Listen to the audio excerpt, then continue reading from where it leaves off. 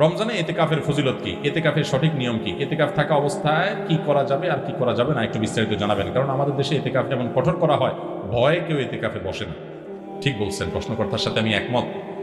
অনেকে মনে করে এতেকাফে বসলে আর কোনো কথা বলতে পারে না, 10 দিনের জন্য মুখে তালা দিয়ে দিতে হয়। একটা বোগাস কথা, ফালতু মাসালা। কে বলছে আপনাকে এতেকাফে বসলে কথা বলা যাবে না? আপনি বাইরে থাকতে যেরকম কথা বলতেছেন, এতেকাফে বসলেও কথাগুলো বলা যাবে।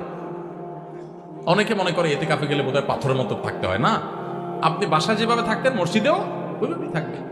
শুধুমাত্র মসজিদের আদব লেহা যেগুলো, সেগুলো বেশিরভাগ একটু খেয়াল করবেন, ব্যাস এবাদবন্দি করবেন। এতেকাফ এমন একটা আমল ভাই, আমি এখানে যত মানুষ আছেন যদি জিজ্ঞাসা করি আপনাদের জীবনে কার কার রমজানের শেষ 10 দিন মসজিদে এতেকাফ করার সুযোগ হয়েছে, আমার তো মনে হয় না যে 20টা হাত উঠবে। অথচ ভাইরা, রমজানের সবচেয়ে গুরুত্বপূর্ণ আমলগুলোর একটা হলো রমজানের শেষ 10 দিন এতেকাফ করা। আমাদের প্রিয় নবী সাল্লাল্লাহু আলাইহি সাল্লাম, আপনারা অবাক হবেন জানলে, উনি রমজানের রোজা ফরজ হয়েছে যখন 2 বা 3 হিজরিতে, তখন থেকে নিয়ে ওনার মৃত্যু পর্যন্ত, ওয়াফাত পর্যন্ত 1 বছরও রমজানে এতেকাফ ছাড়েন নাই।